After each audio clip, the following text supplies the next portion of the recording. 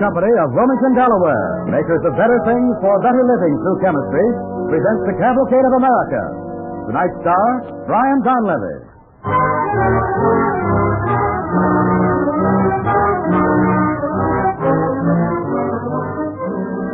Tonight's DuPont Cavalcade, starring Brian Donlevy, is called Greeley of the Tribune. Mr. Donlevy portrays Horace Greeley in a little-known and human story about that colorful figure who towered over American journalism in the 19th century. As editor of the New York Tribune, Horace Greeley's sayings, innovations, and provocative eccentricities made him one of America's favorite folk characters. We begin our story in 1843 in his office.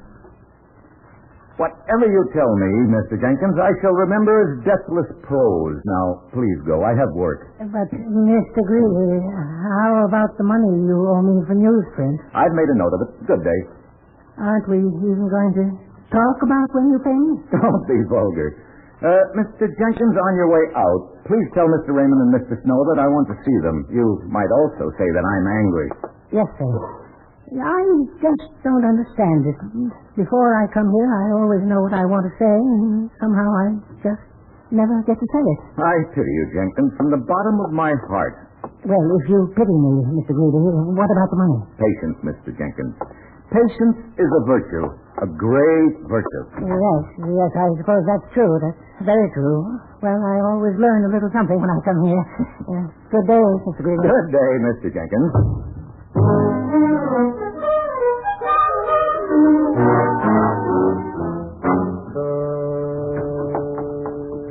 That's you, Raymond. No, sir, it's me, Willie. I brought your buttermilk and graham crackers. Well, put it right down on the desk. Where on the desk? Huh? Oh, just throw the papers on the floor. They don't matter. Nothing matters. You're in trouble, sir, ain't you? I am. And don't say ain't. I'm selling more papers, Mr. Greeley. I can yell as good as any paper seller in New York. I'm sure of it, Willie. Some buttermilk? No, thank you. Is it money, sir? It's money, Willie. And it's more. Boy, do you know what my difficulty is? I'm pompous. My newspaper is pompous. I write editorials about highfalutin things. I publish stories about events in Asia and Africa. I go abroad when I should stay home. You're fooling. I'm not fooling. I'll tell you what I mean. Now, you take any average human being. Yes, sir? The subject of deepest interest to an average human being is himself. Now, next to himself, his wife, his children, his neighbors. You'll learn that, Willie. Oh, that's easy. Don't be foolish. That's hard to learn and harder to practice. From now on, though, there isn't going to be a new church opened or a saloon burned down that we won't notice. And I can help? Oh, of course you can, Willie. And you can help right now by telling Mr. Raymond and Mr. Snow that if they don't show up in 5 minutes, they're fired.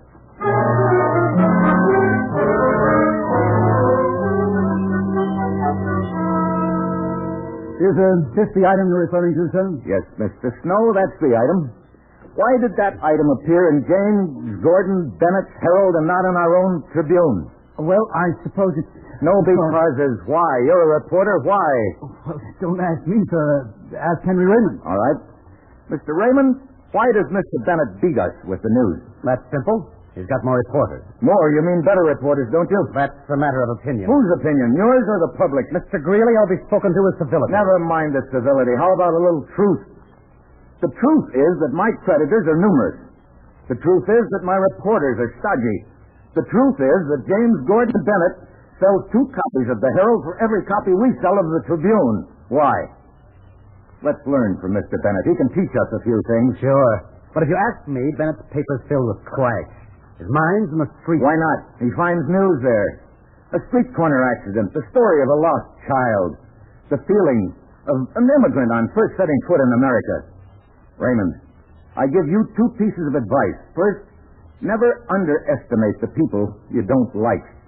Second, if you can't beat your competitor, learn from him. Yeah. Don't try to be sarcastic with me. I don't like it. You can always fire me. Not yet. You're still the best reporter in New York, and the day you're second best, I'll fire you. Now, what to do, gentlemen? Mr. Snow, have you any ideas? No, I wish I had. For every reporter you employ, Bennett employs 10. If Washington newspapers arrive late, we have no Washington news. Bennett can afford to have his own staff in Washington. We can't. He never runs out of news. Well, let's not whine about it. Have we any ideas? Well, that's what I thought. All right, gentlemen. If we can't print fresh news, at least we can do a little for the public by printing news accurately, without typographical errors. Now, excuse me. I'm going to the composing room and have a little talk with our esteemed Thomas Richards.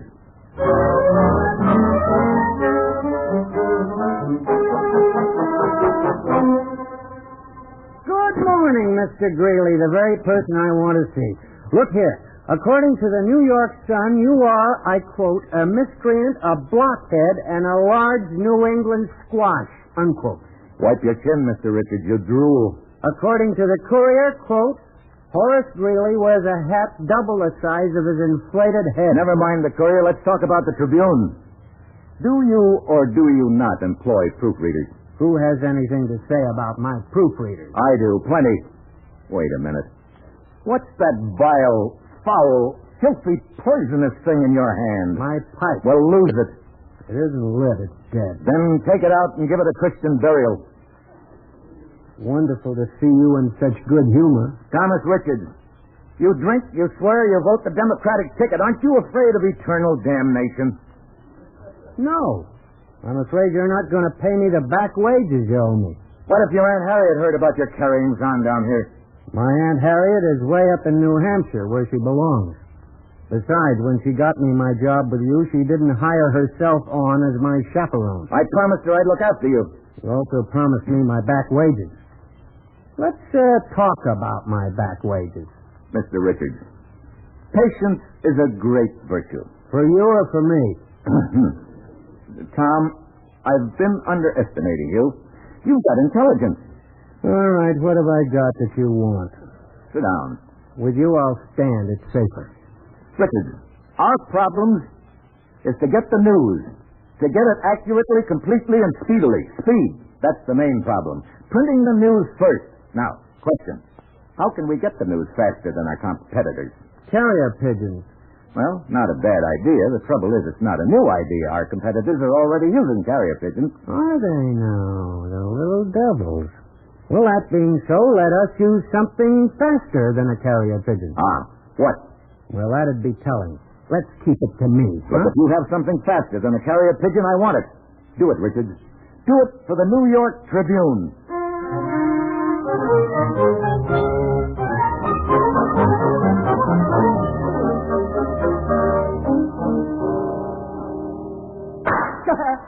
You missed, Richard. Shut up. You're spoiling my aim.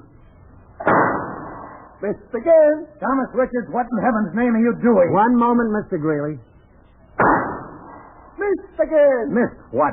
The pigeon. Quick, Joe, give me the other gun. Put that gun down. Mr. Greeley, those are the Herald's carrier pigeons. Put down that gun before I brain you. Yeah, but they're going to beat us with the news. Then they're going to beat us. I want to win, but there are some things I won't do. It's only a pigeon. Next week it might be a horse driven by a Herald reporter. Would you shoot a horse to score a news beat? Huh? Let's be enterprising, but fair. The public needs news, not mayhem. Now, come on. Tell Raymond and Snow that I want them. We've been wasting too much time. We've got to start moving. And I know how, and I know where.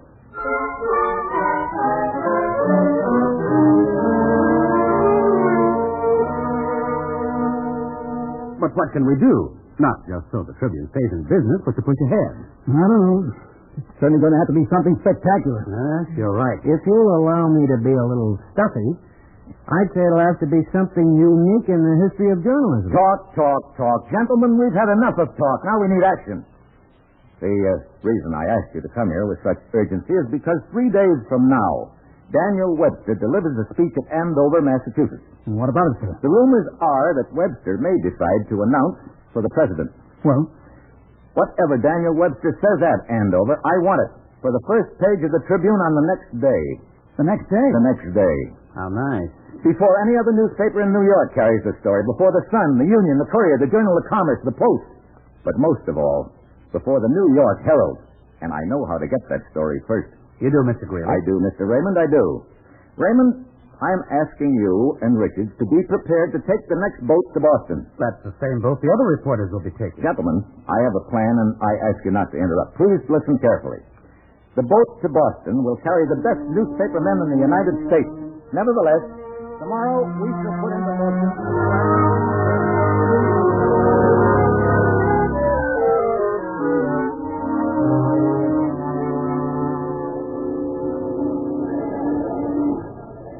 Mr. Greeley, we don't stand a chance. Why not, Mr. Snow? Bennett has 3 outstanding men on board.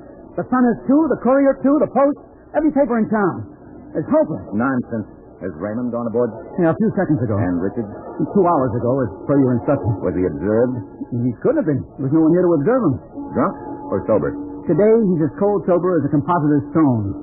The question is, will he remain that way? He will. I wouldn't be too sure, sir. I would. I've taken out temperance insurance. What? I've engaged a watchdog, a most angular, articulate, and strong-minded watchdog. I beg your pardon, sir? Hush, Mr. Snow.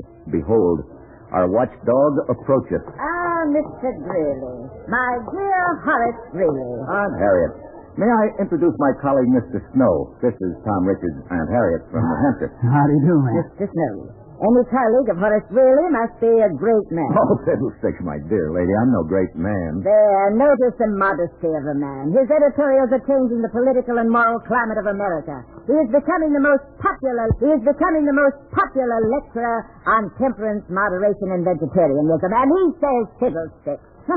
Now, where is my nephew? Safe on board. Drunk? Sober. Excellent. It is my firm resolve that he will stay that way. You see, Mr. Snow, I explained the situation to this lady, and she immediately volunteered to keep an eye on her nephew. And so I did. The lady will accompany us to Boston. And so I will. And as far as my nephew is concerned, the only thing that will be wet will be the ocean. Mr. Greeley, you're a genius. Thank you. Well, now let us see whether we have enough genius to print Daniel Webster's speech in the Tribune before any other newspaper can publish it. Aunt Harriet, we go on board. After you, Horace Greeley.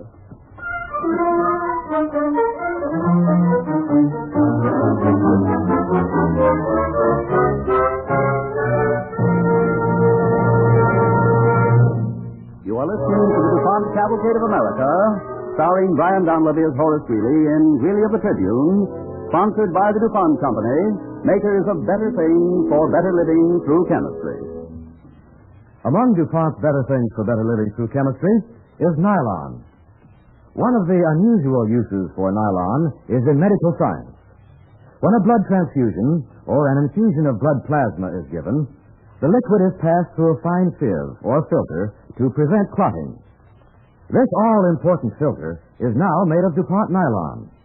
Nylon can be steam sterilized, and it is so smooth and tough that there is little chance of a tiny particle breaking off.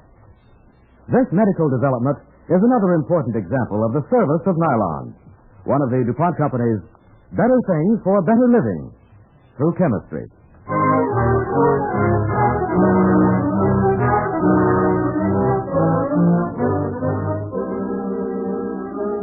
It is November 1843. North of Boston, in the Massachusetts village of Andover, Daniel Webster is addressing an immense crowd of 10,000 men and women. Horace Greeley, editor of the New York Tribune, has chosen this event as a test of a new theory of news publishing. Daniel Webster is speaking. Ladies and gentlemen, it is not without considerable reluctance, fellow citizens, that I present myself before this meeting today. It has been my purpose to abstain entirely from public addresses. Mr. Greeley. My dear Raymond, Daniel Webster is speaking. I know it, but he isn't saying very much. A sure sign. Of what? That he has nothing much to say.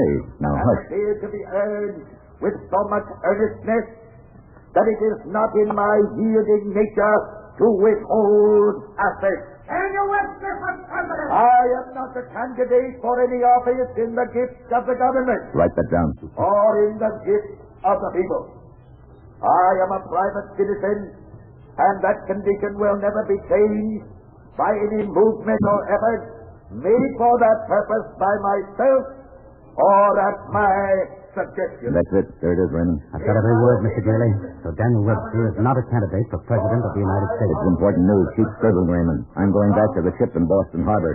The time has come to see that Aunt Harriet has our printer, Mr. Thomas Richards, locked securely in his cabin.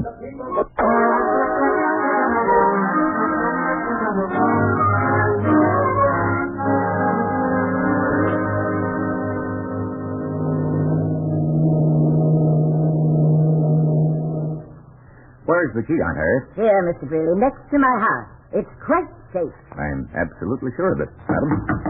Really, get her to let me out. Think of the Tribune, my dear Richard. It's better this way. I promise to take the pledge. Please believe me. We believe you, Thomas, but there's no point in taking chances. Now, don't worry about him, Mr. Greeley. You get on to Mr. Raymond and see that he starts transcribing his notes.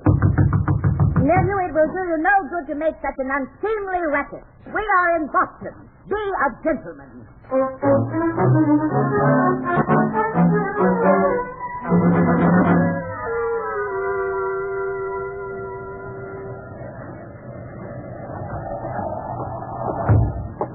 Raymond, we're underway. Yes, sir. Are you making copy? Trying to. It sure is a pleasure to see you work. Very kind of you. What are the other reporters doing? Oh, taking their ease. Lucky dog. Don't envy them, Raymond. You are making journalistic history.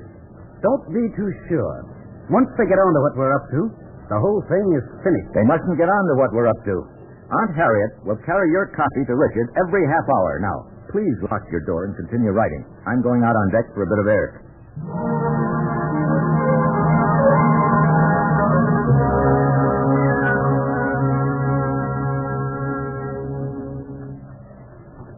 Nice to have you on board, Mr. Greeley. Huh? Oh, yes, thank you. You don't remember me. My name's Clark. I'm employed by the New York Herald. Oh, that's charming. I haven't noticed Mr. Raymond in the salon. Oh, come to think of it, neither have I. And what are you doing on board, Mr. Greeley? Why, the sea air, sir. It's a remedy for dullness, despair, and dejection. And good for competition? My dear sir, why don't you join some of your friends? I'd rather join Mr. Raymond. What's he doing in his cabin, Mr. Greeley? Oh, nothing. He inclines toward seasickness, poor man. I tried the door of his cabin. It was locked. Too bad. I was anxious to help him. You must be a very good friend of his. And a good friend of yours, Mr. Greeley. I'm anxious to help you. Oh, fine. Well, goodbye. You'd be surprised to know how anxious I am to help.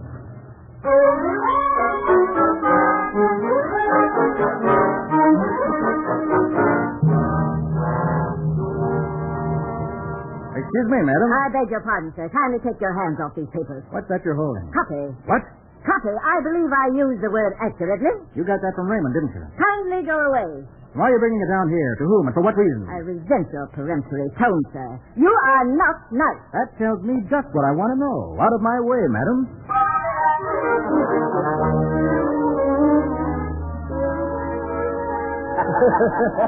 Here, another hand there. I really got Clark.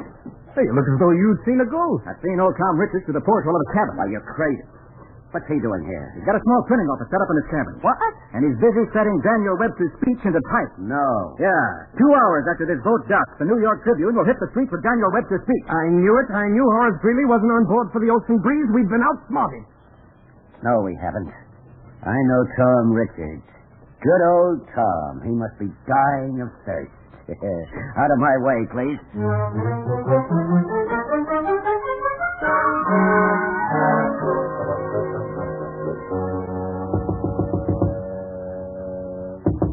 Tom. Hey, Tom Richards. Tom, can you stand a drink? More water? 100 proof water. You wouldn't deceive a dying man. We brought your bottle, Tom. Reach your hand out of the porthole. Wonderful. All right, where is it? Right here. Got it? Thomas Richards, drop that. What happened? Your Aunt Harriet happened. Hey, what's going on? Have no fear, Mr. Greeley. The crisis is over. Oh, look out for the broken glass. Harriet, dear Harriet, American journalism owes you a great debt. Mr. Greeley, you can't win this one. Can't I? Mr. Clark, Harry Raymond's manuscript is being set up inside this cabin. Word for word, line by line, into nice, cold, accurate, sober type. Columns of type. At 5 a.m. when we land at the Battery, that type will be driven to the shop of the Tribune and printed. Now, I realize you reporters are with the opposition. Well, let me warn you. Don't interfere.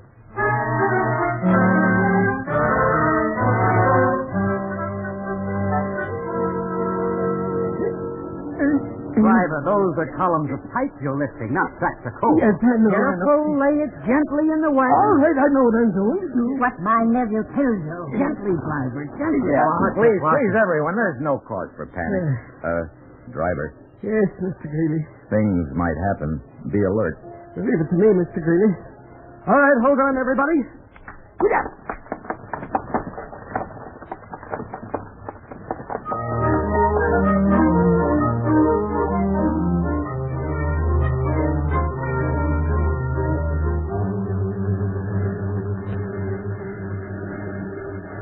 Mr. Davis, are your forms locked? Forms up, yes, sir. Then let your steam presses roll.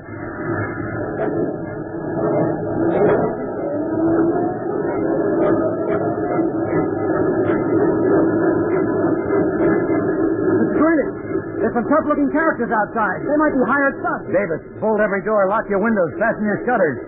This edition is going to be printed, distributed, and not forgotten.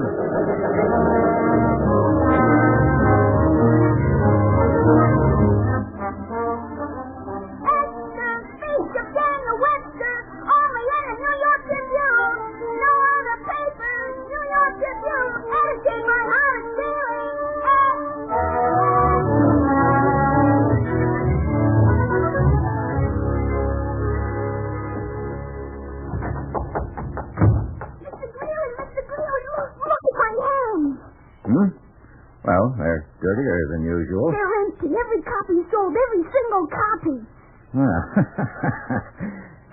Will you join me in a glass of buttermilk? No, thank you. The other papers didn't even dare mention the name of Daniel Webster. They were beaten. And knew it. The Sun, the Post, the Herald, the whole kit and caboodle. Willie, come here. Yes, sir? Closer. You'll find a towel somewhere under those almanacs and soap and a comb. Wash your face. Comb your hair. Yes, sir. It's been fun, hasn't it? Oh, yes, sir. Yes, sir. Yeah, but more than fun. Your face is sad. Not sad. Just that I've been thinking how large this business is. How important. I've tried to express what I feel in my own clumsy words. Would you like to hear them? The world's a printing house. Our words and thoughts and deeds are characters of various sizes. Each soul is a composition whose faults the Levites may correct, but heaven revises. Death is a common press from whence, being driven, we're gathered sheet by sheet and bound for heaven. Gosh, that's awful good. Really, you're pretty serious about the newspaper business, aren't you? Yes, Willie. Because it's the best business in the whole world. Because the function of a newspaper is to open a window upon the world and to tell the truth about the world.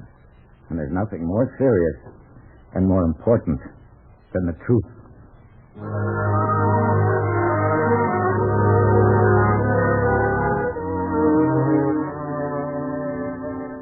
Horace Greeley was not just a great editor. For millions of Americans, he became an oracle in a time of sweeping American growth.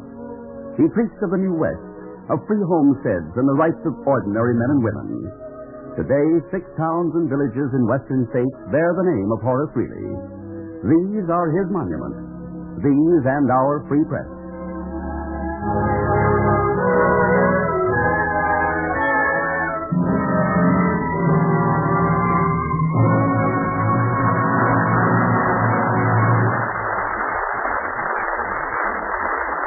Our thanks to Brian Donlevy and the Cavalcade players for tonight's story. Now, here is Bill Hamilton speaking for the DuPont Company. The man who has a pair of rayon slacks and a rayon sport shirt The woman with rayon dresses hanging in her closet knows rayon is as smart as it is serviceable.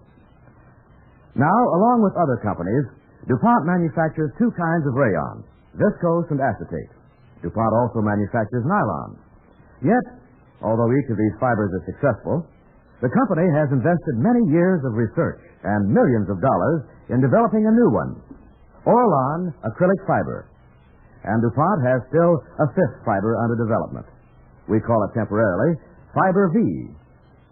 Now, this doesn't mean that Orlon is better than nylon, nor will it mean when Fiber V is in commercial production, perhaps a year or two from now, that we think it better than Orlon. You see, it's not a question of being better, not at all. There is no one perfect fiber for all uses. Each has properties which make it right for certain jobs. For thousands of years, the human race had to depend on a few fibers from plants and animals. You can count the main ones on the fingers of one hand. Flax, from which linen is made, and wool, cotton, and silk. Then came chemical science. For the first time, it was possible to create fibers with entirely new properties. The whole picture changed. Manufacturers of all the thousands of articles making use of textile fibers, from industrial filter cloths to raincoats, from automobile tires to upholstery fabrics, now see an infinite opportunity ahead to improve old products and develop new ones. They are limited only by the qualities science can provide in engineered fibers. This is the inspiring challenge to DuPont research teams. There are 4 DuPont fibers now in production. A fifth is almost ready. And a continuing DuPont program of fiber research will make additional contributions to tomorrow's improved fabrics. Contributions in the form of DuPont fibers that are better things for better living through chemistry.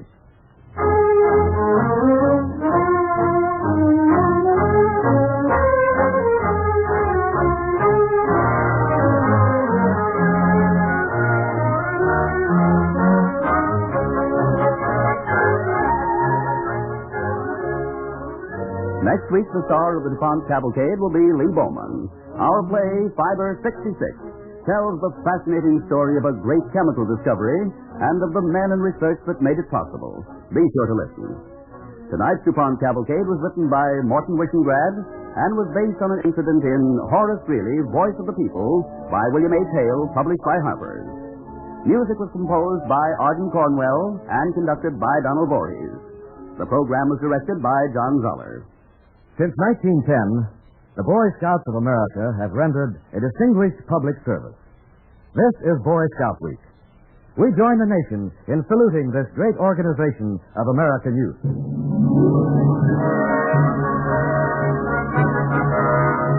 Don't forget next week, Lee Bowman. The Cavalcade of America comes to you from the stage of the Belasco Theater in New York and is sponsored by the DuPont Company of Wilmington, Delaware, makers of better things for better living through chemistry.